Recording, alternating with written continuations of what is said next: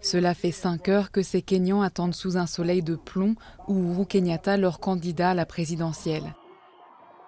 Mais quand le meeting commence enfin, leur enthousiasme n'a pas diminué. Kenyatta suscite beaucoup d'adhésion mais aussi de défiance.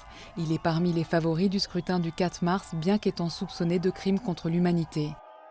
Inculpé par la Cour pénale internationale, il est accusé d'avoir contribué à orchestrer des massacres politico-ethniques qui ont fait plus d'1 millier de morts après la présidentielle fin 2007.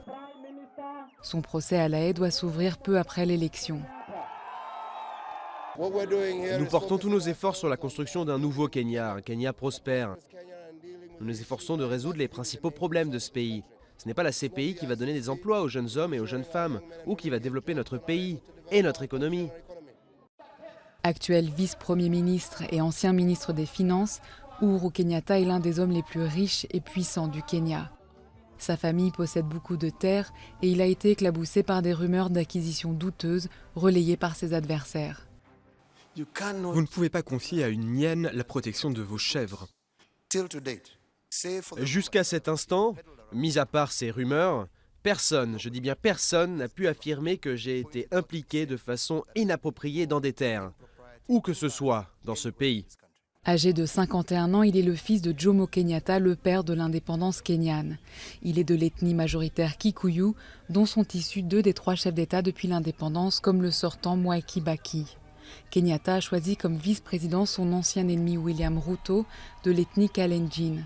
Des affrontements meurtriers ont opposé jeunes Luo et Kalenjin d'un côté, Kikuyu de l'autre, après l'annonce contestée des résultats en 2007. Ruto est aussi inculpé par la CPI pour son rôle présumé.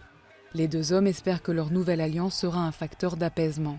Nous venons annoncer une coalition d'idées entre des hommes et des femmes qui veulent réconcilier ce pays, qui veulent une nation unie et prospère. L'unité du Kenya, pays moteur de l'Afrique de l'Est, est cruciale. Mais à quel prix ?